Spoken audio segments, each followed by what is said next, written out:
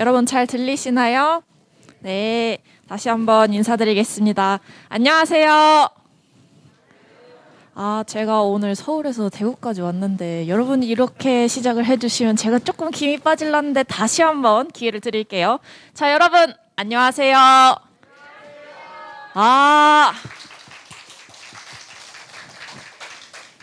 역시 제가 대구까지 온 보람이 있는 것 같습니다. 제가 전국 곳곳 강연을 다니면서 대구까지 강연을 온 건 처음인데 이렇게 다양한 연령대의 분들이 강연을 와주신 건 정말 처음이세요. 그럼 우리 시작하기 전에 잠깐 어떤 분들이 오셨는지 한번 조사를 해볼까요? 나는 오늘 가족들과 함께 왔다. 대부분의 여러분들이 가족분들과 함께 오셨고, 나는 오늘 혼자 왔다. 혼자 오신 분들도 계시고, 아니면 나는 뭐 친구나 지인이랑 왔다. 가족분들이랑 오시거나 혼자 오신 분들이 많으시네요. 그러면은 나는 여기서 내가 가장 어릴 것이다. 네, 몇 살이세요? 10살이요. 10살보다 어리다. 몇 살이세요? 9살이요. 아쉽네요. 네, 9살 친구부터. 나는 오늘 내가, 친구 몇 살이에요? 6살이요. 네, 친구 아쉬워요. 6살 친구가 가장 어렸네요. 네. 10살이래요? 자, 그러면 반대로 나는 오늘 내가 여기서 가장 최고 어르신이실 것이다. 네. 혹시 실례지만 연세가 어떻게 되신가요?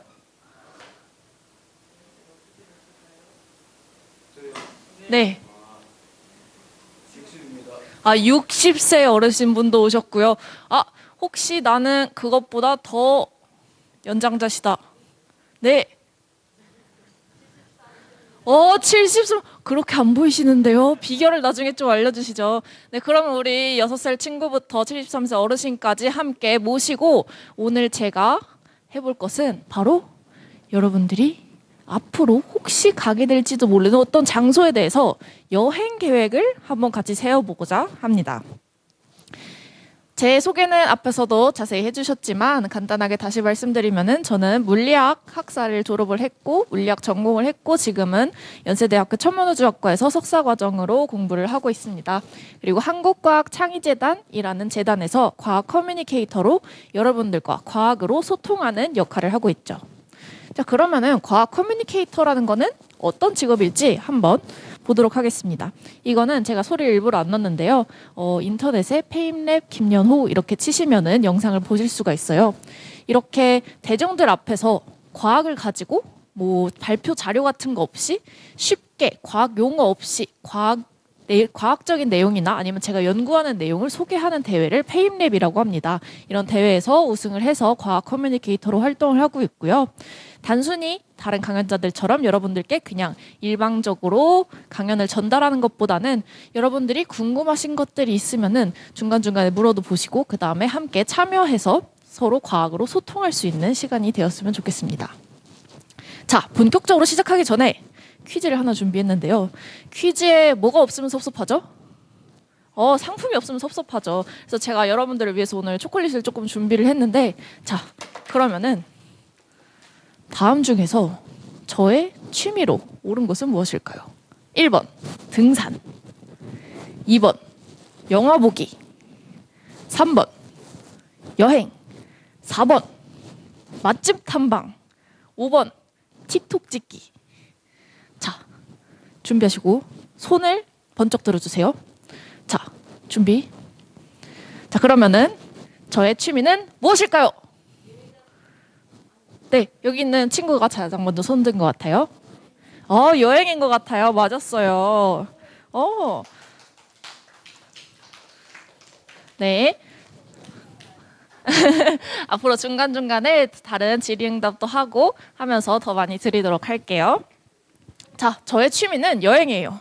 이렇게 국내 여행도 많이 다니고 뭐 중간중간에 보면 해외여행도 많이 다니고 혼자 다니기도 하고 친구들이랑 다니기도 하고 굉장히 많은 곳을 다니는 것을 좋아합니다.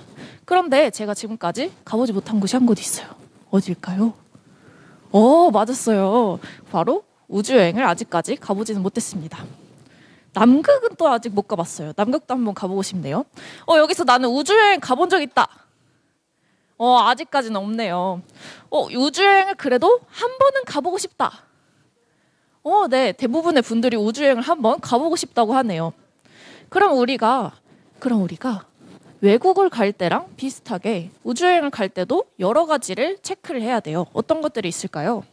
예를 들어서 교통수단을 체크를 해야 되고, 뭐 내가 로켓을 타고 갈 건지 아니면은 은하철도 999를 타고 갈 건지, 그 다음에 항공사를 선택을 해야 되겠죠. 우리가 비행기를 탈 때도 한국 항공을 타고 갈 건지 아니면은 외국 비행기를 타고 갈 건지 이런 것들을 정해야 되고, 그 다음에 돈은 어느 정도 갖고 갈 건지, 또는 비행기 타는데 로켓 타는데 돈이 얼마나 들지 이런 것도 결정을 해야 되고, 마지막으로 어떤 짐을 챙겨서 가져갈지 이런 것도 생각을 해봐야 되겠죠. 그래서 우주여행을 갈 때는 여러분들이 아직 우주여행을 못 해보셨기 때문에, 저도 못 해봤기 때문에 일단 계획을 한번 같이 짜보는 시간을 갖도록 하겠습니다. 가장 첫 번째로 지구상에서 최초로 우주로 나간 우주 비행사가 아니라 민간인 중에서, 우주 비행사가 아닌데 민간인 중에서 우주 여행을 갔다 오신 분이 있어요. 바로 이분인데 이름이 뭐라고 되어 있나요? 네, 찰스 워커라는 분은 처음으로 민간인으로서 우주 여행을 갔다 오신 분인데, 우주 왕복선에 타서 1984년에 갔다 오셨대요. 근데 사실 여기에는 조그만 비밀이 있는데, 이분이 사실 기계공학자였어요. 엔지니어였는데 우주선 안에 있는 그런 기계 부품들을 수리하느라 가신 분이어서 우주 비행사는 아니지만, 그렇다고 해서 뭔가 민간인이라고 얘기하기도 좀 모호한 그런 분이 1984년에 우주에 갔다 오셨다고 합니다. 그러면 진짜로 우주 여행을 아예 과학적인 거랑 상관없이 갔다 오신 분이 누구냐 하면 어떤 분이래요? 데니스 티토라는 분이래요.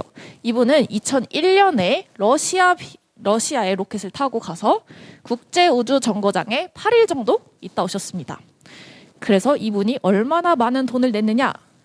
미국 달러로 2천만 불을 냈다고 하는데, 이 정도면은 우리나라 돈으로 하면 몇백억 정도 되는 돈입니다. 몇백억이나 되는 돈을 내고 8일 동안 우주에 갔다 오셨다고 합니다. 그래서 갔다 와서 이 사람이 이제 내려서 사람들이랑 이제 기자들이랑 인터뷰를 하면서 뭐라고 했냐면, 내 인생에서 가장 행복하고 가장 잊을 수 없는 일주일이었다 라고 했다고 해요. 과연 어떤 여행을 했길래, 우주에서 어떤 체험을 했길래 8일 동안 갔다 온 것이 인생에서 가장 즐거운 체험이었을지 너무 궁금하네요. 그래서 그 다음부터 사람들이 이제 정말 인맥이 많고 돈 많은 사람만 우주여행을 가는 것이 아니라 좀 민간인들도 우주여행을 갈 수 있는 방법이 없을까 하면서 점점 연구를 하기 시작했어요. 이 사람은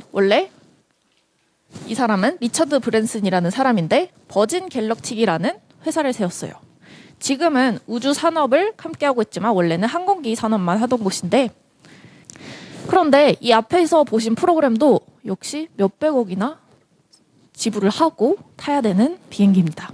그래서 그러면은 조금 더 싸게 만들 수 있지 않을까 해서 만든 게 블루 오리진이라는 회사의 무중력 체험, 이런 캡슐을 타고 위에서 비행기로 뚝 떨어뜨려요. 그럼 얘가 이렇게 슝 내려오면서 무중력을 잠깐 체험할 수 있는 장치인데, 얘는 11분 동안 무중력을 체험할 수 있고요. 이거는 단돈 3억 원밖에 안 합니다. 단돈 3억 원만 내면 이렇게 11분 동안 무중력 체험을 할 수 있는 프로그램이 준비가 되어 있고요. 그 다음으로는 우리가 굉장히 잘하는 분이 있죠? 이분이 누굴까요? 네, 일론 머스크라는 분인데, 이분이 뭐랑 뭐를 만들었대요? 테슬라라는 회사로, 전기 자동차 회사로 굉장히 유명하죠. 그리고 또 다른 회사를 만들었는데 그 이름이 그렇죠, 스페이스X라는 회사를 만들었습니다. 테슬라로 사실 돈을 많이 벌었기 때문에 스페이스X라는 회사를 창업을 해서 굉장히 많은 돈을 투자해서 그러면은 우리가 나사나 아니면은 한국에 있는 뭐 항공우주연구원 이런 데 같은 국가기관이 아니라 민간 기업에서 로켓을 직접 만들어서 쏘아 올려보자 하는 프로젝트를 진행을 하고 있습니다. 그 중에서도 우주여행 산업을 한번 개발을 한 게 있는데요. 인스피레이션 4라는 프로젝트였습니다. 이렇게 4명의 민간인이 직접 훈련을 받고, 우주비행사처럼 훈련을 받고 우주로 나가게 되는 프로그램이었습니다. 이렇게 이분들이 직접 우주에 나가서 미션을 수행하고 있는 장면인데,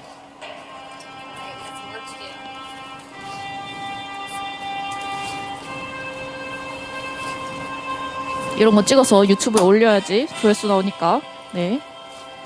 열심히 카메라도 준비를 하고 어떤 걸 찍었냐면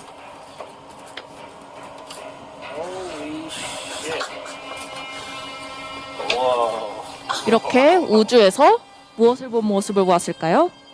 네, 우주에서 지구를 본 모습을 촬영을 했다고 합니다.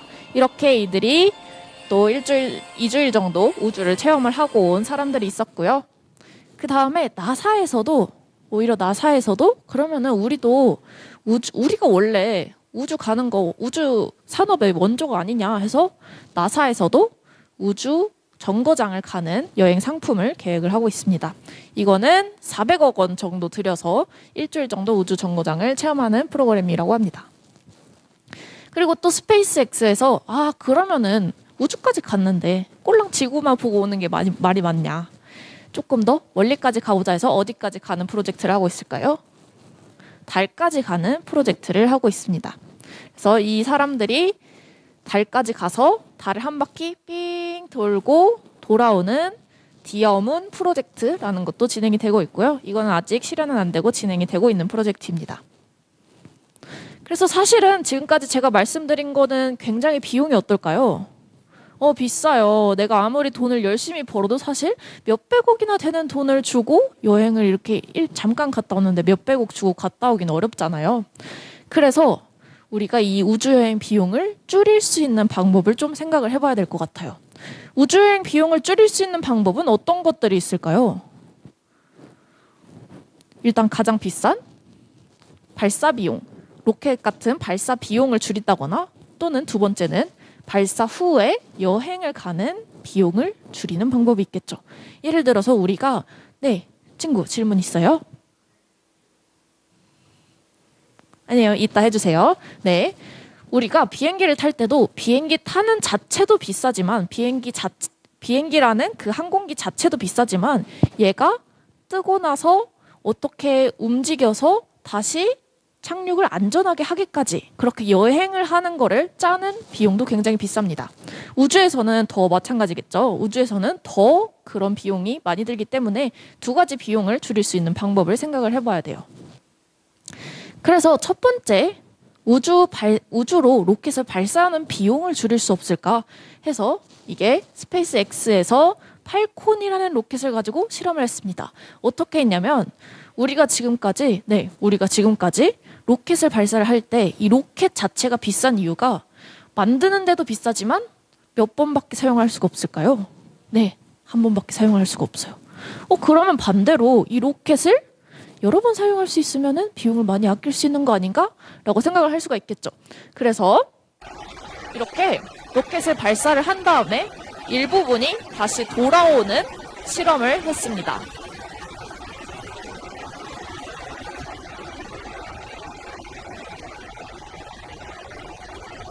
이렇게 어느 정도 높이에 가게 되면은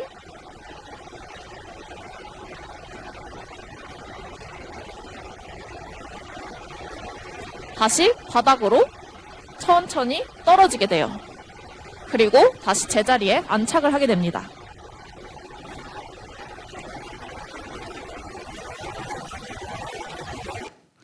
방금 보여드린 이 기술 우리나라에서 가능할까요? 가능하지 않을까요? 아직까진 가능하지 않지만 연구가 되고 있어요. 카이스트에서 연구가 되고 있는데요. 근데 이 스페이스X라는 거는 민간 사업기관이기 때문에 다 국가에서 하는 것이 아니기 때문에 얘네들이 이런 기술을 다 비밀로 하고 있어요. 그래서 아까 카이스트에서 이 보여드린 장면을 1초 단위로 잘라서 얘가 높이가 어디까지 갔을 때 다시 떨어지고 무슨 에너지를 주고 이런 거를 계산을 직접 하고 있다고 해요. 사진을 보면서. 네.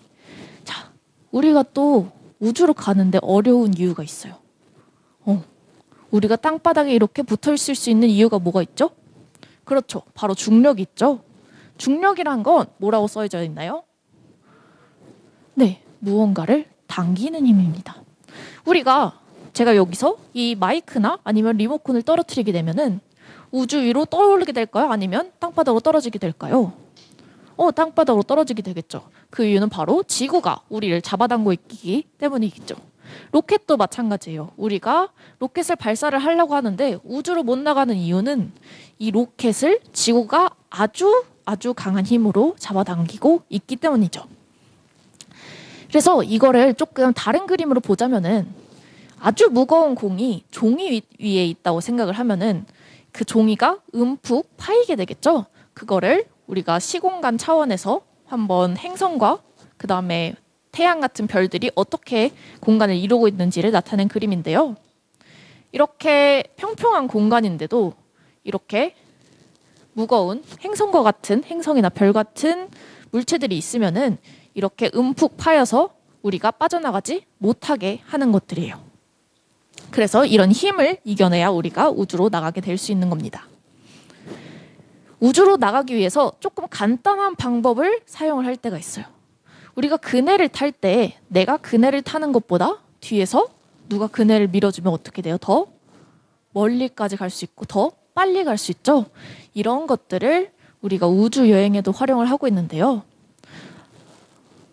아까 보면은 우리가 이렇게 움푹 파인 영역들이 있다고 했잖아요. 이 부분을 우주선이 잘 궤도를 맞춰서 지나가게 되면은 이 태양이 나를 끌어당겼다가 다시 내뱉는 힘을 가지고 그네처럼 더 빨리 지나갈 수 있게 됩니다. 이런 거를 우리가 중력 그네라고 부릅니다. 예를 들어서 이렇게 우주선이 갈 때 화성 근처를 지나갔다가 나가면 더 빨리 지나갈 수 있게 되는 건데요.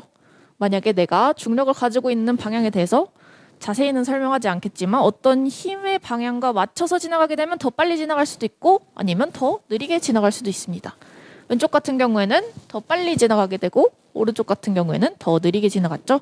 이런 현상들을 이용해서 우리가 우주선의 연료를 사용하지 않고도 방향이나 아니면은 궤도 같은 것들을 수정해서 조금 더 비용을 줄여서 우주여행을 할 수가 있습니다.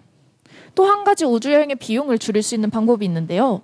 우주선 자체는 로켓은 무게가 어떻게 되나요? 굉장히 무겁죠. 비행기 같은 거에 비해서 굉장히 무겁죠.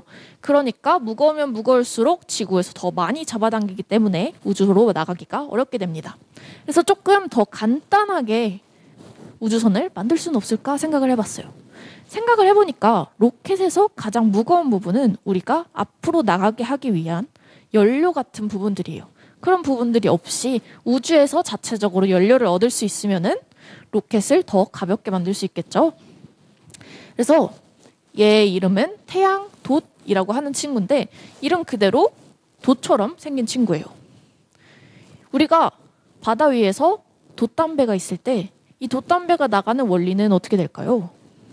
네, 바람이 불렀을 때 이 돛을 밀기 때문에 얘가 앞으로 나가는 원리겠죠. 똑같이 우리가 우주에서도 그걸 사용할 수 있는데요. 여기서 사람의 크기가 이 정도인데 한 여기서 저쪽 끝까지 저쪽 에어컨 있는 부분까지 정도의 길이가 되는 돛을 만들어서 얘가 태양 에너지를 받아서 우리가 바람의 에너지를 바다에서 받는 것처럼 태양 에너지를 받아서 앞으로 나갈 수는 없을까 해서 만든 게 바로 태양돛 프로젝트입니다. 이 우주선을 날릴 수 있게 되면은 로켓처럼 엄청나게 무거운 것이 아니라도 우리가 이런 가벼운 것들을 우주로 날릴 수가 있게 되겠죠. 실제로는 이렇게 큐브 모양으로 종이접기를 하는 것처럼 종이접기를 한 다음에 다시 우주에서 펼쳐서 얘가 이제 태양 에너지를 받아서 앞으로 나가게 되는 원리를 사용을 하고 있습니다. 실제로 이건 제가 인터넷에 나오는 사이트를 녹화를 한 건데요. 실제로 지금 현재 어느 위치에 있고 에너지가 얼마나 되고 어디 위를 지나가고 있고 이런 거를 인터넷에서 실시간으로 확인을 할 수가 있습니다. 네, 이것도 그 중에 한 장면이에요. 실시간으로 지구의 어떤 모습을 보여주고 있나를 우리가 영상으로도 확인을 할 수가 있어요. 그런데 우주를 갈 때 비용을 조금 더 줄이는 건 생각을 해봤는데 이제 앞으로 우주에 갈 때 우리가 지금 입고 있는 이 옷을 가지고 바로 나갈 수가 있을까요? 없을까요? 없어요. 왜냐하면 우주에 있는 환경은 우리가 사는 지구의 환경과 굉장히 많이 다르기 때문이에요.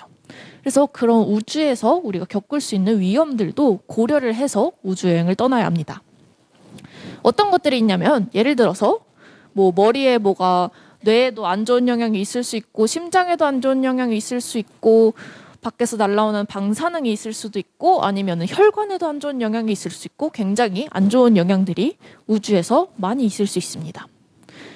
그 중에서도 한 가지는 바로 음식인데요. 왼쪽에 있는 이상한 모양이 무엇일까요? 네, 음식인데 바로 우주 비행사들이 처음 우주 비행을 나갔을 때 먹었던 음식들입니다. 제가 정확히 기억은 안 나는데 아마 이게 고기고 아마 이게 야채 어떤 거였을 거예요. 그래서 우리가 고기도 먹고 야채도 먹어야 되는데 이렇게 생긴 걸로 다 식사를 했으니까 몸에 당연히 안 좋게 되겠죠. 그래서 조금 더 발전을 한 게 진공팩으로 이렇게 수분을 말려서 음식을 포장해서 나가는 방법이었어요. 근데 사실 우리가 이렇게 딱딱하고 맛없는 음식만 먹으면서 몇 개월, 1년, 2년을 버틸 수가 있을까요? 네, 없죠. 그래서 지금은 이렇게 조금 더 잘 개발을 해서 우주식을 만들고 있다고 합니다.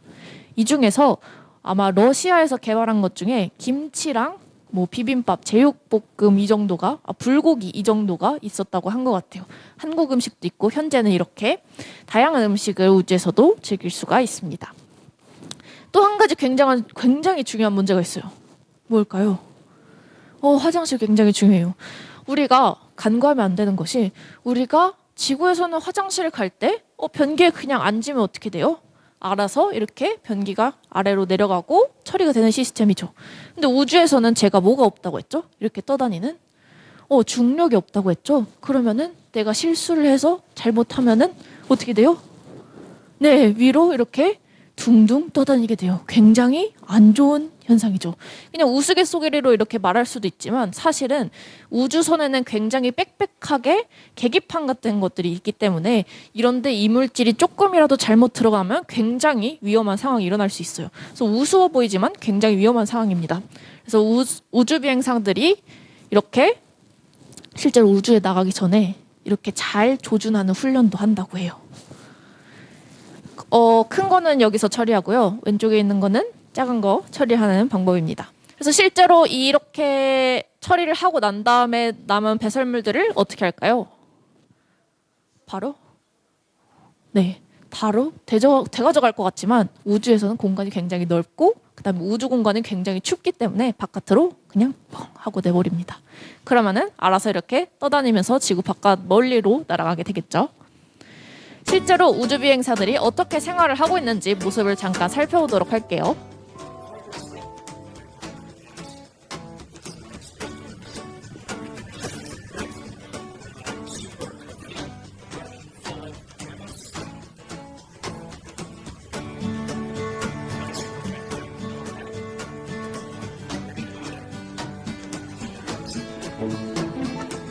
우주에서 또 몸이 둥둥 떠다니기 때문에 우리가 침대에 눕는 것처럼 바로 잘 수가 없고 이렇게 벽에 매달려서 침낭에서 잠을 자게 됩니다. 이렇게 자기 이름 있는 칸에 들어가서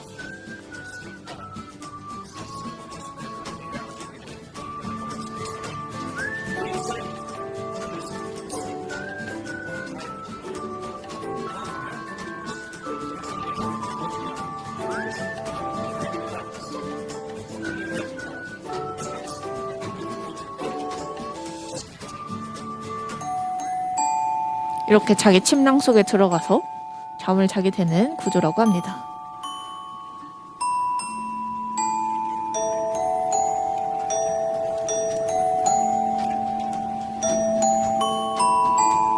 네. 그래서 중력이 없으니까 너무 불편해. 화장실도 잘 못 가겠고 잠도 잘 못 자겠어. 해서 우리가 지금 개발을 하고 있는 게 바로 인공 중력입니다. 우리가 지구에서도 중력이 생기는 원인이 여러 가지가 있지만 그 중에 하나가 지구가 일정한 궤도로 돌고 있기 때문에 지구가 자전을 잘 하고 있기 때문에 물질들이 잘 지구에 붙어 있는 것도 있는데요. 그래서 우주선 자체를 이렇게 빙글빙글 돌려서 지구에 있는 것처럼 어느 정도 중력을 만들어 보자 하는 연구가 진행이 되고 있어요. 실제로 완성이 된 건 아니지만 영화 인터스텔라에 이런 장면들이 나왔다고 합니다. 실제로 인터스텔라 영화 보면은 사람들이 다 어때요? 혹시 인터스텔라 영화 보신 분 있나요? 다는 못 봤는데 보신 분들도 있고 인터스텔라 영화를 보면 사람들이 이렇게 다 말은 안 하지만 이렇게 땅에 붙어갖고 연구도 하고 진행을 하고 있어요. 그 이유가 바로 이렇게 뺑글뺑글 돌아가기 때문에 인공 중력이 생겨서 안에서도 중력이 있는 것처럼 생활을 할 수가 있습니다. 그리고 또 우리 의식주에서 식생활 해결했고 자는 것도 해결했어요. 그 다음에 뭐가 중요할까요? 옷 입는 게 중요하겠죠. 그럼 우주 바깥을 나갈 때 맨몸으로 그냥 나갈 수가 없다고 했었어요. 바로 왼쪽에 있는 것처럼 우리가 어떤 걸 입어야 되죠? 네, 우주복을 입어야 돼요. 이 우주복에는 굉장히 여러 가지 장치가 있는데 뭐 사람들과 통신도 해야 되고 안쪽에 있는 사람들과 통신도 해야 되고 그 다음에 내가 지구에서는 태양빛이 지구가 어느 정도 막아주지만 그런 것들을 다 막을 수가 없기 때문에 방사능 같은 거나 아니면 너무 뜨거운 태양빛 같은 거를 막기 위해서 이렇게 열과 광선을 차단하는 것도 있어야 되고 그 다음에 방사능 같은 거를 측정을 해서 위험하면 알려주는 것도 있어야 되고 압력 장갑도 있어야 되고 그 다음에 뭐 우주에서는 화장실을 갈 수가 없으니까 뭐 기저귀 같은 걸 옛날엔 찾다고 하는데 요즘에는 소변 장치도 있다고 하고 이런 여러 가지 장치들이 되어 있다고 합니다. 네, 그리고 우리가 우주복을 꼭 입어야 되는 이유 중 하나가 있어요. 바로 우주의 온도가 몇 도래요? 네, 마이너스 270도. 그러면은 우주에 바로 나가게 되면은 얼어 죽을까요? 우주에 나가게 되면 나는 얼어 죽을 것 같다. 네, 여러 명이 있고 그다음에 얼어 죽진 않을 것 같은데? 네, 얼어 죽진 않을 것 같은데 하는 분들도 있고 반반 정도네요. 한번 어떤 건지 직접 확인을 해볼게요. 이거는 유튜브에 사물고기 잡학지식이라는 데서 나오는 건데 추워? 생각보다 버틸만한데? 했는데 왜 죽었어요? 네, 숨 막혀서 죽었어요. 우주에서는 생각보다 춥지 않습니다. 생각보다 춥지 않아요. 그 이유는 우주에는 뭐가 없을까요? 공기 중에 공기의 입자들이 거의 없기 때문에 산소가 거의 없기 때문에 우리가 온도를 느끼기가 힘듭니다. 예를 들어서 차가운 상황은 우리가 많이 없으니까 뜨거운 상황에 대해서 생각을 해볼게요. 내가 뜨거운 쇠나 아니면 뜨거운 물에 손을 넣으면 어떻게 돼요? 굉장히 뜨거움이 바로 느껴지죠. 근데 여기 어르신분들 많으니까 막 한증막 같은 데 가고 사우나 같은 데 가서 있으면 어때요? 그냥 거기 막 온도 막 60도, 70도 이런데도 굉장히 그냥 시원하고 버틸만 하죠. 그 이유가 바로 액체 같은 것들은 입자들이 굉장히 조밀조밀하게 모여있기 때문에 내가 손을 대면 이 온도를 바로 느낄 수가 있어요. 하지만 기체 같은 것은 밀도가 낮기 때문에 기체 같은 것은 우리 몸으로 열을 전달하는 입자가 적어서 그 온도를 덜 뜨겁게 느끼게 됩니다. 반대로 차가운 것도 마찬가지인데 이 우주 공간에서는 공기 입자들이 거의 없기 때문에 내 몸으로 차가움을 전달해 줄 수 있는 입자들이 거의 없어요. 그래서 추운 것보다는 공기가 너무 적어서 질식사하게 되는 겁니다. 그래서 우리가 우주복을 꼭 입어야 된다는 이야기고요. 네, 우주인의 선발 기준이 또 있어요. 우주인의 선발 기준이 또 있는데 맨눈 시력이 0.1 이상, 교정 시력, 안경 쓴 시력은 1.0 이상이 되어야 되고요. 키는 164에서 190 사이만 되고요. 그 다음에 혈압도 중요하고 그 다음에 내가 굉장히 좁은 환경에 있기 때문에 내가 만약에 좁은 환경을 무서워하는 공포증이 있다, 폐쇄공포증이 있다 하면 또 우주에 못 나갑니다. 이외에도 뭐 체중도 중요하고 그 다음에 다른 사람들과 어떻게 잘 소통을 하는지 이런 것들도 굉장히 자세히 검사를 해서 이렇게 오른쪽에 있는 것처럼 다양한 훈련을 거쳐서 우주 비행사가 되게 되는 겁니다. 실제로 민간인들도 우주에 나갈 때 이런 것들을 거쳐야 돼요. 우주 비행사만 거쳐야 되는 게 아니라 아까 보여드렸던 인스피레이션 4팀인데 인스피레이션 4팀인데 이 사람들이 민간인이지만 이 우주에 나가기 위해서 실제로 같이 막 그 엄청 추운 남극 빙하 같은 데를 탐사를 하기도 하고 아니면은 같이 무중력 연습을 하기도 하고 아니면은 뭐 위급 상황에서 승무원들이 만약에 위험에 처했을 때 자기들이 직접 탈출을 할 수 있어야 되니까 어떻게 탈출할 수 있는지 이런 것들도 다 연습을 한다고 합니다. 우리도 나중에 혹시 우주여행을 계획을 하게 된다면 이런 것들을 거쳐야 될 수도 있어요. 그래도 굉장히 미지의 세계잖아요. 굉장히 미지의 세계고 한 번도 안 가봤으면 죽기 전에 꼭 한번 가보고 싶죠. 그래서 아까 나왔던 리처드 브랜슨이라는 회장이 지금은 아직까지는 뭐 몇백억 이렇게 비싸게 부자들만 갈 수 있는 우주여행이지만 아마도 10년 안에는 한 4,500만 원 정도까지는 우주여행 비용을 낮출 수 있지 않을까 하는 기대를 해보고 싶습니다. 물론 이것도 아직까지는 굉장히 비싸지만 그래도 점점 더 우주여행이 상용화되고 점점 더 많은 사람들에게 보급이 되면은 언젠가 우리도 우주여행에 갈 수 있을지도 모를 일이에요. 자, 그리고 그 다음 이야기를 시작하기 전에 잠깐 혹시 질문이 있다 하는 분들이 있으면 질문을 받아보도록 할게요. 네.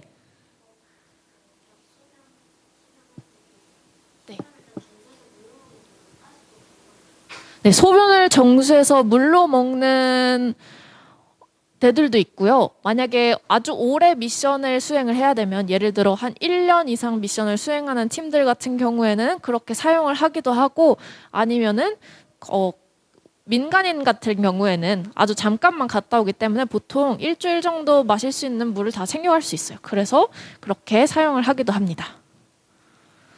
아마 훈련된 우주비행사들 같은 경우에는 아주 오랜 기간 있어야 되기 때문에 소변 정수해서 먹는 경우도 있다고 해요. 혹시 또 다른 질문 있는 분이 있나요? 네, 없으시면 다음으로 넘어가 보도록 하겠습니다. 그러면은 한국에는 이 우주항공 기술과 산업이 어떻게 발전하고 있을까 궁금해지네요. 한번 보시도록 할게요.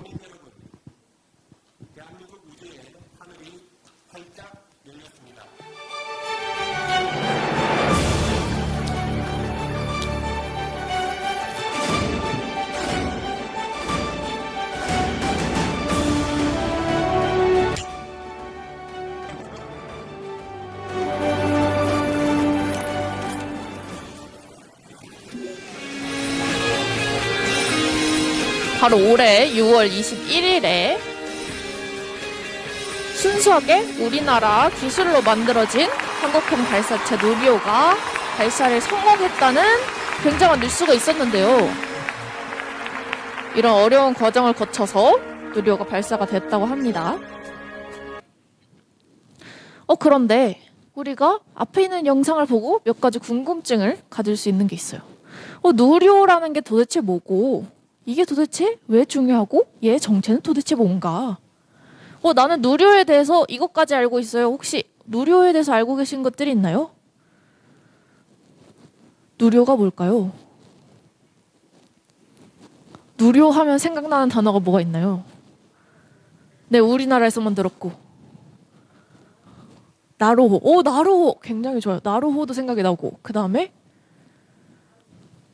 네, 나로 우주센터도 생각이 나고 굉장히 여러 가지들이 생각이 나죠. 그러면은 우리 한 가지씩 살펴보도록 합시다. 일단 누리호라는 거는 이렇게 생겼어요. 1단, 2단, 3단으로 이루어져 있고요. 무게 같은 경우에는 200톤이라고 하는데 이거는 한 70kg 정도 되는 성인 어른이 한 2,860명 정도 모여있는 무게라고 합니다. 그리고 여기다 실을 수 있는 무게가 얼마나 되냐면 내가 실을 수 있는 짐이 얼마나 되냐면 1.5톤 정도의 중형 승용차 한 대 정도 태울 수 있다고 합니다. 그 다음에 600에서 800km 지구에서 600에서 800km 떨어져 있는 궤도에 투입이 됐다고 하고요. 그 다음에 길이는 경차 길이 정도 되는 가로 길이가 경차 정도 길이 정도 되는 3.5m 정도 된다고 합니다. 생각보다 별로 가로로 크진 않아요. 여기서부터 한 여기 정도까지가 바로 누리호의 크기가 됩니다. 그런데 이 누리호가 왜 중요하냐? 바로 세계에서 몇 번째로? 하나, 둘, 셋, 넷, 다섯, 여섯, 7번째로 자기 나라의 힘으로만 우주로 로켓을 발사한 나라가 됐어요. 그래서 이게 굉장히 중요한 것이게 됩니다. 우리가 여러 나라의 로켓과 그 다음에 우주선 같은 것들이 있는데 누리호는 왜 그 중에서도 더 대단하고 왜 더 중요한지 알아보도록 하겠습니다. 일단 이걸 알아야겠죠. 우리가 아까 앞에서 영상에서 보시면은 한국형 발사체 발사 성공이라고 되어 있었어요. 여기서 발사체라는 말은 도대체 무슨 말일까요? 네. 네.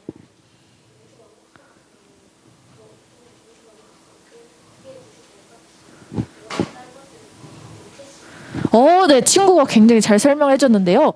네, 조금 더 자세히 알아보도록 할게요. 이 우주선이 발사가 될 때 우주선이 혼자서만 발사가 될 수는 없어요. 그래서 옆에 연료 같은 것들을 같이 태우게 됩니다. 이 누리호도 실제 모형은 이렇게 돼 있지만 여기에 연료 같은 것들이 차 있는 부분이 있어요. 이런 연료가 주가 되는 부분을 우리가 로켓이라고 부릅니다. 근데 누리호가 아까 3단으로 되어 있다 했죠? 3단 1단 연료, 2단 연료 부분, 3단 연료 부분. 그렇게 해서 우리가 3단 로켓이라고 부릅니다. 그리고 우주 자체로 발사를 하는 이 친구를 발사체라고 부릅니다. 근데 아까 우리가 1.5톤 정도의 승용차 한 대를 누리호에 태울 수가 있다 했어요. 그러면 이 발사체에는 뭘 태우게 될까요? 맞아요. 위성 같은 거를 태우게 돼요. 굉장히 똑똑한 친구네요. 이 누리호는 3단 로켓으로 이루어진 우주 발사체인데 이 우주 발사체로 위성이나 우리가 우주로 띄워야 하는 우주 정거장이나 이런 것들을 같이 태워서 띄우게 되는 발사체라는 친구입니다. 이번 누리호에는 이런 것들이 탑재가 되어 있어요. 네, 저희 학교 연세대에서 만든 것도 있고 바로 제 옆자리 선배가 같이 프로젝트를 했더라고요. 같이 만든 위성 같은 것들을 누리호에 태워서 보낸다고 합니다. 이렇게 여러 가지 인공위성들을 태워서 이 인공위성들이 실제로 우주 밖을 돌면서 미션을 진행을 하고 있고요. 누리호가 바깥으로 쏘아지면은 이제 이 인공위성들이 하나씩 우주선에서 나와서 자기 궤도로 가서 임무를 수행을 하게 되겠죠. 이렇게 보면은 사출 어쩌고라고 써 있는 게 있어요. 이 사출이 내가 인공위성을 언제 바깥으로 내보내줬냐 이 얘기입니다. 우리가 차를 타고 갔다가 이 정거장에서는 누굴 내려줬냐 이 얘기입니다. 그래서 첫 번째로 5월 29일에 내려주고 그 다음에 7월에 내려주고 이렇게 각각 궤도에 맞춰서 궤도에 누리호가 도달을 했을 때 각각 다른 부분의 인공위성들을 착륙을 시켜주는 역할을 하고 있습니다. 우리나라에는 이렇게 많은 인공위성들이 현재까지 개발되었어요.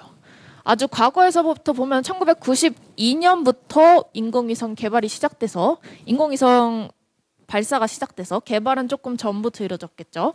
그래서 여러 가지 인공위성들이 만들어졌고 이제는 인공위성뿐만이 아니라 발사체, 그 다음에 착륙선 같은 거, 궤도선, 달 탐사선 같은 것들도 열심히 개발이 되고 있습니다. 1999년에 우리나라에서는 국내 최초로 관측위성인 아리랑 1호를 발사를 했어요. 이걸 가지고 이제 이 위성이 지구를 보면서 구름 모양이 이렇게 생겼으니까 날씨는 이럴 거예요 라고 기상청에 데이터를 보내주기도 하고 아니면은 GPS 같은 우리가 자동차 내비게이션에 GPS 들어있죠? 아니면 여러분 핸드폰에서 네이버 지도나 카카오 지도나 다음 그런 지도 같은 거 볼 때 내 위치가 어딘지 정보를 알려주는 GPS 같은 것들도 인공위성을 통해서 역할이 진행이 되고 있습니다. 이렇게 우리가 누리호를 만든 이유가 또 대단한 이유가 있어요. 아까 다른 친구가 얘기해줬던 나로호라는 발사체도 있었죠. 이 나로호는 여러분들이 아직 태어나기 전에 발사가 됐던 것 같은데 어린 친구들 기준으로 여러분들이 태어나기 전에 발사가 됐던 것 같은데 이 나로호 같은 경우에는 아직까지 우리나라의 기술을 100% 사용하지는 못한 발사체였어요. 나로호를 우리가 총 3번을 발사를 해서 성공을 했는데요.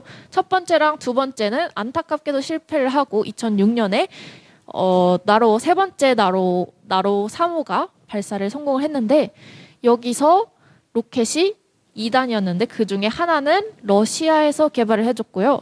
그 중에 하나가 우리나라에서 개발을 했는데 이번에 누리호는 3단 로켓 모두 우리나라에서 자체 제작을 한 발사체이기 때문에 더 의미가 깊습니다.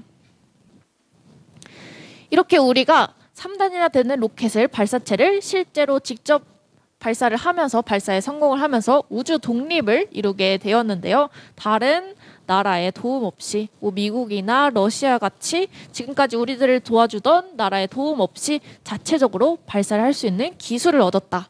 우리 맘대로 인공위성을 쏠 수 있게 되었다라는 의의가 있습니다. 그래서 지금까지 왼쪽에 있는 게 나로 3호고 그 다음에 시험 발사체 중간에 한번 누리호를 발사하기 전에 시험 발사를 먼저 해보고 우리만의 기술로 되는지 시험을 한번 해보고 실제로 활용을 할 수 있는 이런 3단 발사체를 발사를 하는 순서로 진행이 되었습니다. 다른 나라의 발사체랑 비교를 해서도 성능이 결코 떨어지지 않아요. 뭐 예를 들어 유럽에서 만든 거, 일본에서 만든 거, 미국에서 만든 거랑 비교를 해봐도 실제로 탑재할 수 있는 중량은 아직까지는 좀 적지만 그래도 굉장히 무거운 물체를 발사를 할 수 있었다는 점과 그 다음에 여러 가지 연료를 사용을 해서 튼튼히 안정적인 로켓을 발사를 할 수 있었던 점이 굉장히 뜻깊은 발전이라고 할 수 있습니다. 여기에는 돈이 얼마나 들었냐? 우리가 대형 영화를 제작할 때 1,000억 원 정도 들었다고 한대요. 그리고 뭐 여기 경북이니까 경북에서 지뢰 국도를 만드는데 1,900원이 들었고 그다음에 무슨 다리를 건설하는데 2,700억 원이 들었다고 하면은 우주로 가는 길에도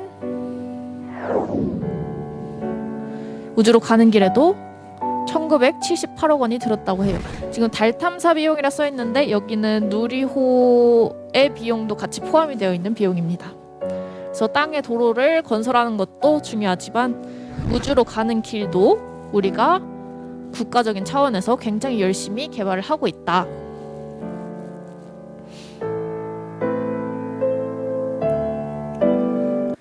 네. 저도 로켓을 여러분 비밀인데요. 저도 로켓을 발사해 본 적이 있어요. 아마 여기 있는 부모님 세대 정도면은 한번 발사를 해봤을 수도 있을 것 같은데 예전에는 과학의 날이 되면은 이렇게 물로켓이라는 거를 발사를 했었어요. 이게 페트병으로 만든 로켓인데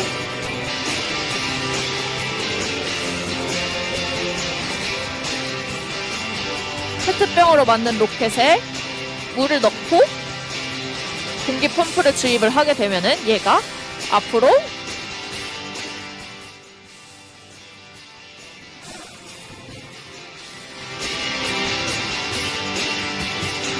피용 하고 날아가게 되는 그런 원리입니다.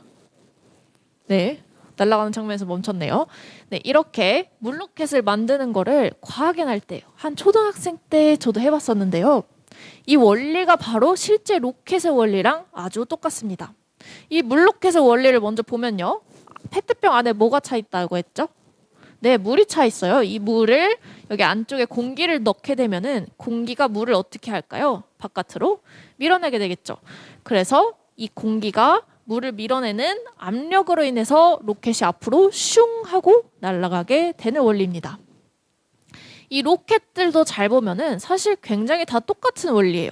우리가 안에 물을 대신 연료를 넣었을 뿐이지 이 연료를 바깥으로 아래쪽으로 슝 하고 뿜어내게 되면은 로켓이 반대로 앞으로 날아가게 되는 원리입니다. 그래서 실제로 이렇게 로켓을 보면은 내가 태워야 되는 우주 왕복선 같은 거를 태우고 이 발사체가 옆에 로켓 같은 거를 연료 같은 거를 달고 있는 경우가 있어요. 이 원리를 조금 더 쉽게 설명을 해보자면 예를 들어 내가 풍선에 공기가 있었는데 얘를 손을 쏙 넣으면 어떻게 되죠? 풍선이 이리저리 날아가게 됩니다. 이 원리가 바로 로켓의 원리예요. 근데 풍선 같은 경우에는 내가 놓으면은 자기 맘대로 이곳저곳 날아가게 되죠. 로켓도 이곳저곳 날아가게 되면 우리가 원하는 목적지에 도달하지 못하게 되겠죠. 그래서 로켓에서 이렇게 풍선처럼 날아가지 않게 일직선으로 날아갈 수 있게 하는 연구가 굉장히 많이 진행이 되고 있습니다. 그래서 이 로켓에 우리가 연료가 굉장히 중요하다고 했는데 어떤 연료들이 들어있냐면은 고체 연료와 액체 연료로 크게 나뉘어요. 고체 연료는 뭐 이런 장점이 있고 단점이 있고 액체 연료는 이런 장점이 있고 단점이 있다고 하는데 이런 거를 이해할 필요는 없고 조금 더 간단히 설명해 보도록 할게요. 내가 물을 옮길 거예요. 근데 내가 얼음을 컵에 담아서 옮기는 거랑 물을 컵에 담아서 옮기는 걸 생각을 해보도록 할게요.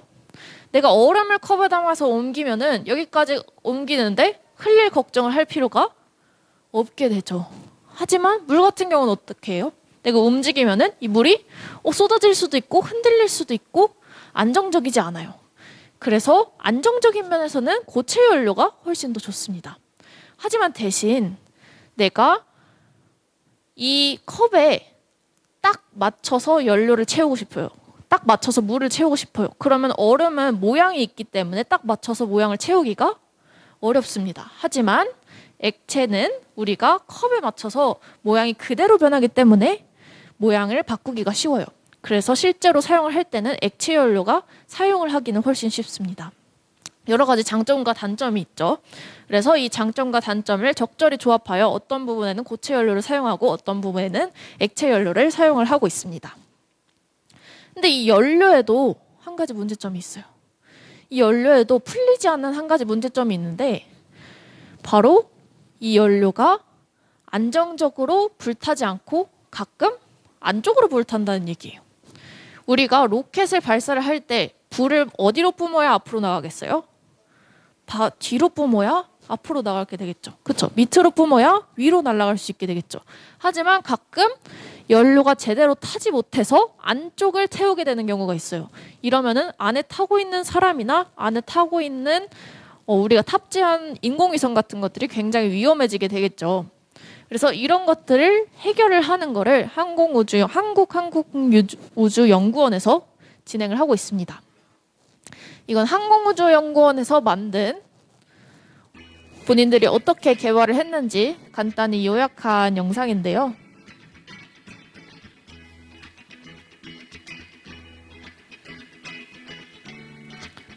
차 한 200대 정도 되는 무게를 우리가 발사를 한 거고요.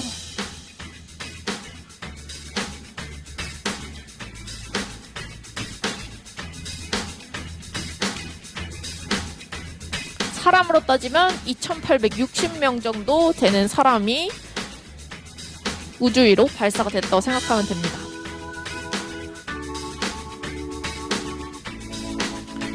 높이로 따지면은 47m인데 아파트 15층 정도 되는 높이의 로켓을 발사를 한 거고요.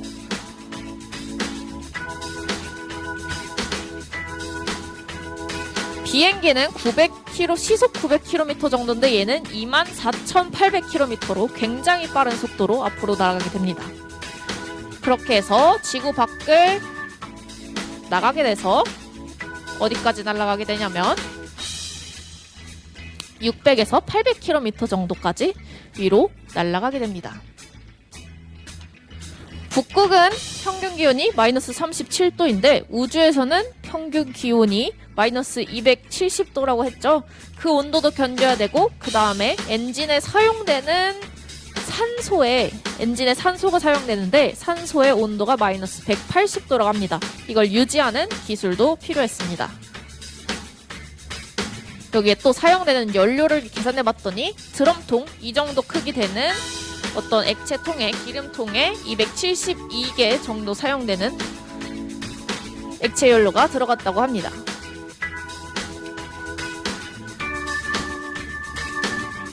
그리고 또 연료가 발사가 될 때 불탈 때 굉장히 높은 온도까지 올라가게 돼요. 3,500도 정도 되는 온도까지 올라가게 되니까 내가 우주 바깥에 있는 마이너스 270도도 이길 수 있어야 되고 그 다음에 연료가 타는 3500도도 이길 수 있어야 되니까 굉장히 로켓 자체가 안정적인 로켓이어야 되겠죠.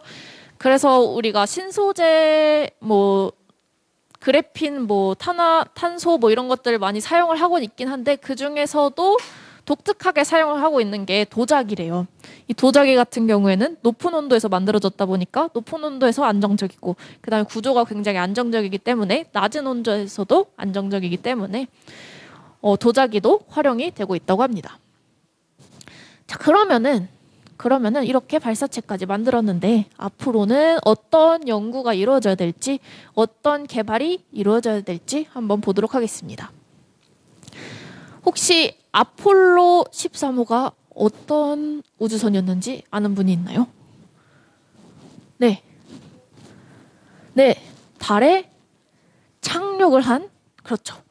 달에 착륙을 한 탐사선이죠. 이 사람들이 사람들이 직접 달로 착륙을 했다가 다시 타고 안정적으로 돌아온 아주 훌륭한 우주 왕복선이었는데요. 이게 지금 아폴로 13호가 달을 갔다 온 지 50년이 훨씬 넘었습니다. 55년 정도 됐어요.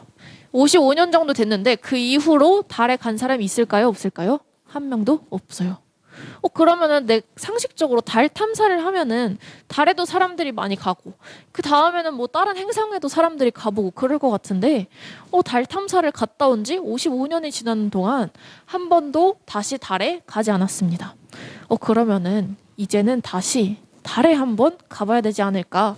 그래서 태양의 신의 이름을 우리가 뭐라고 부른대요? 그리스 로마 신화에서 태양의 신의 이름을 아폴론이라 부르는데 아까 얘기했던 아폴로 13호가 아폴론에서 이름을 따온 겁니다.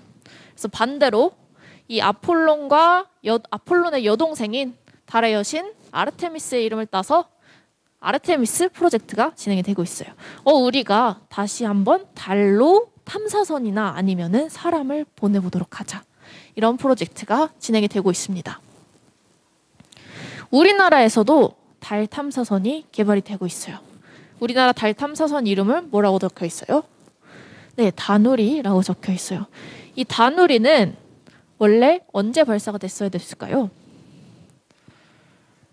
아마 8월 제가 정확히 기억이 안 나는데 8월 17일, 8월 3일 정도에 원래 발사를 하려고 했는데 조금 밀려서 8월 10일 언저리에 발사가 됐다고 들었어요. 지금 우주에서 잘 떠 있을까요? 실패했을까요? 네, 잘 서 있어요. 잘 떠서 돌아다니고 있습니다. 제가 이번에는 녹화 영상을 넣진 않았지만 아까 얘기했던 태양도처럼 이것도 우리가 실시간으로 영상을 볼 수 있고 실시간으로 위치를 파악을 할 수가 있어요. 한국항공우주연구원 홈페이지에 들어가시면은 다누리 제 생각에 아마 다누리 위치 이런 것만 검색을 하셔도 될 거예요. 다누리가 어디에 떠 있는지, 연료 상태는 어떤지, 지금 뭘 하고 있는지, 그리고 모습이 어떤지 이런 것들을 실시간으로 확인을 할 수가 있습니다. 저는 이게 굉장히 좋은 시스템이라 생각해요. 사실 이 다누리나 우주 항공 같은 거는 다 국민들의 세금으로 만들어지는 프로젝트이기 때문에 사람들이 관심을 가져야지만 의미가 있는 거거든요.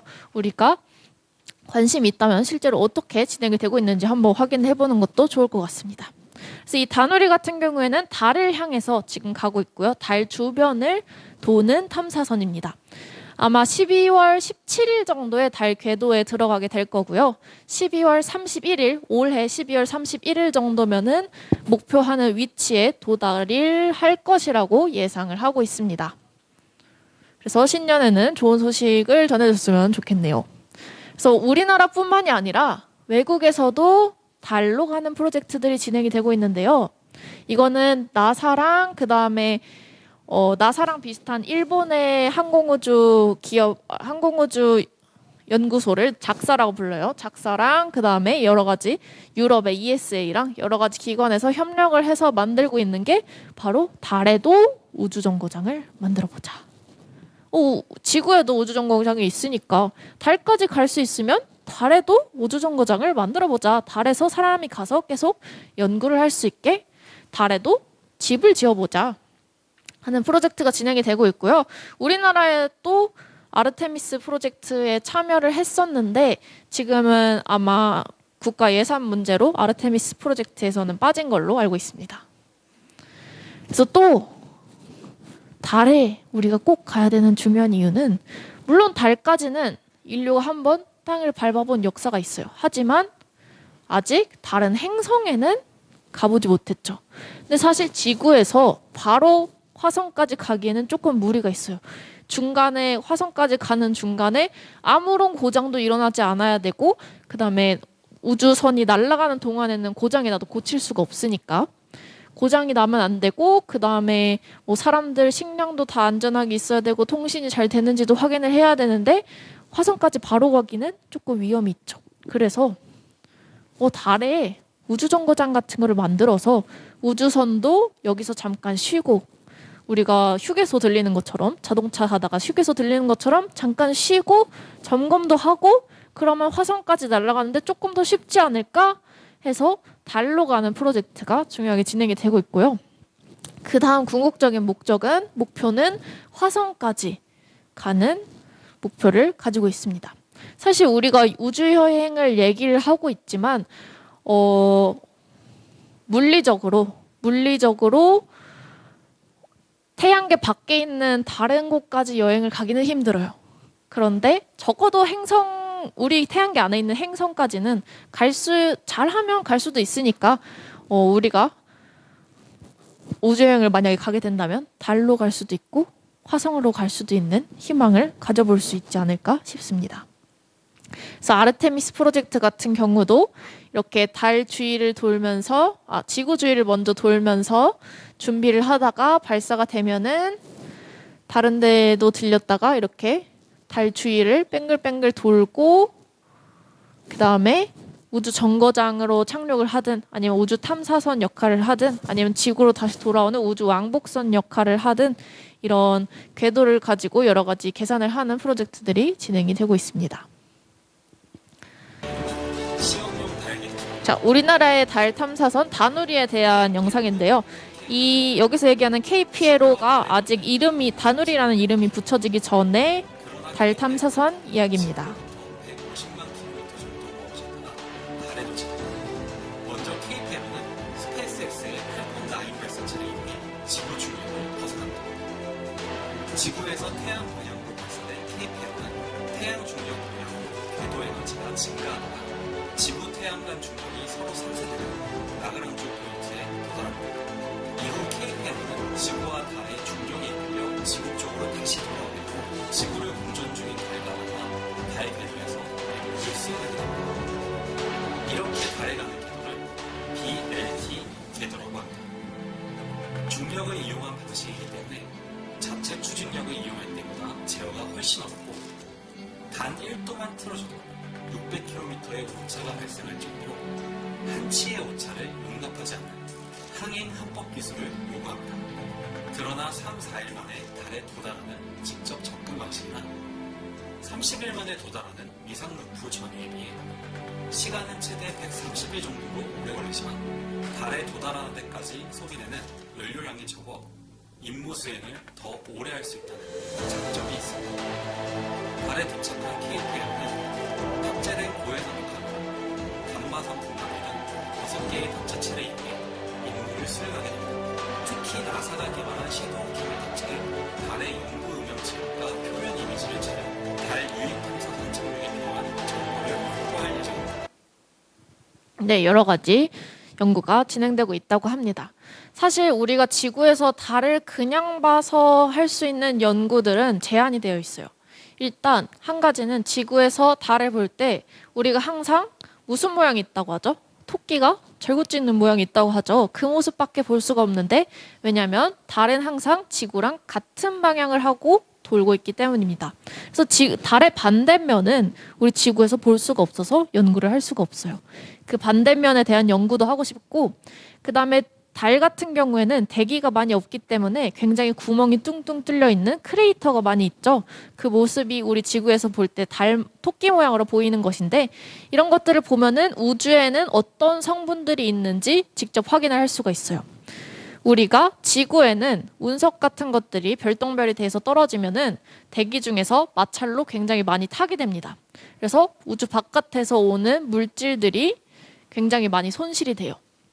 이런 것들을 달에서는 직접적으로 확인할 수가 있기 때문에 이런 달에서의 연구가 과학적으로도 굉장히 중요합니다. 그래서 그런 연구를 진행을 하려고 하고 있습니다. 우리가 예전에 우주를 그냥 바라보고 멋있다. 아니면은 연구를 하려는데 우주까지 가진 못하니까 망원경으로만 보고 연구를 해야겠다 했던 것들이 실제로 이제는 더 넓게 펼쳐져서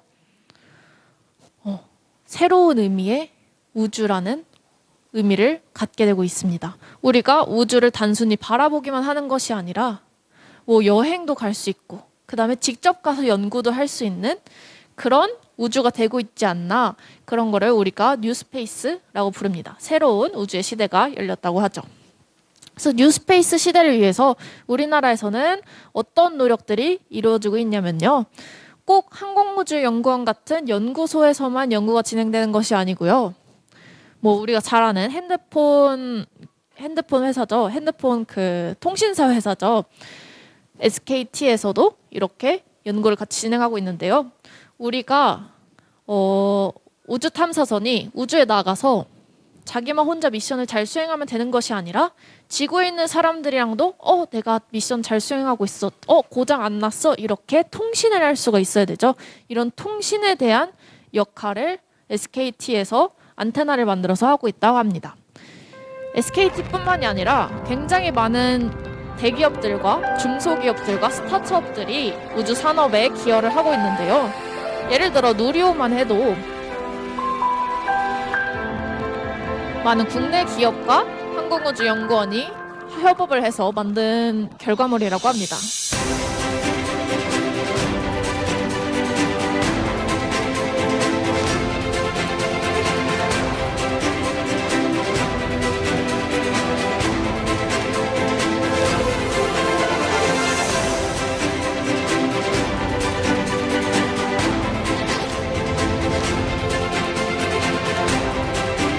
아까 돈이 굉장히 많이 든다고 했는데 그거를 다 국가 예산으로 책정을 할 수가 없기 때문에 민간 기업에서도 많은 도움을 주고 있습니다. 이렇게 합쳐서 만들어진 것이 바로 누리호라는 결정체입니다.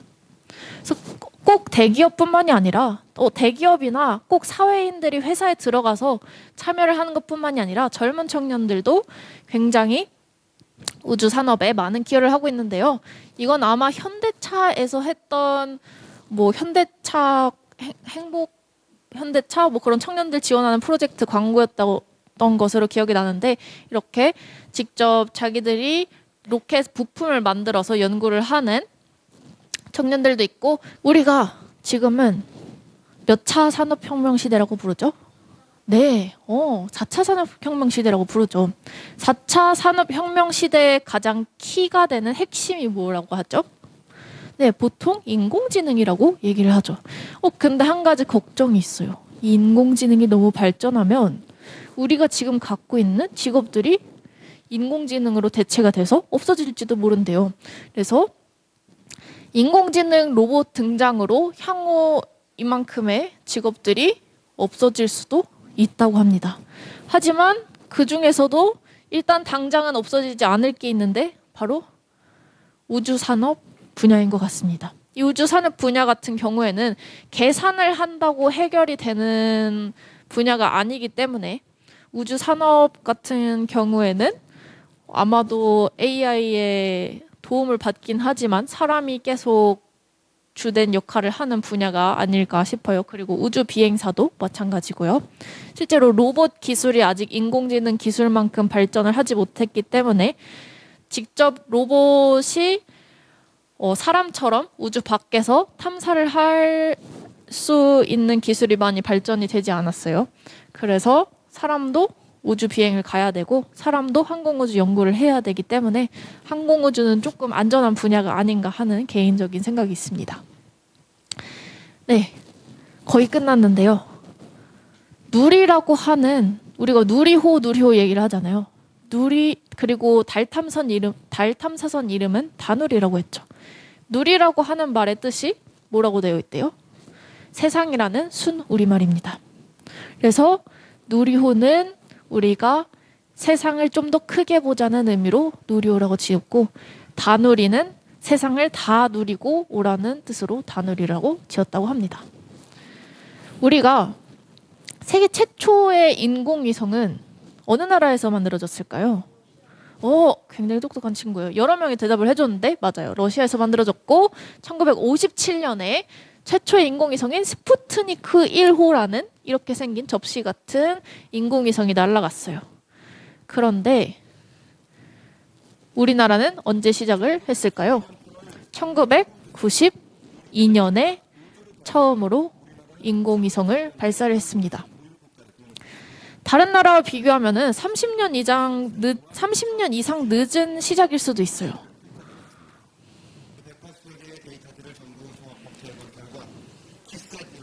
네, 1992년 8월이죠.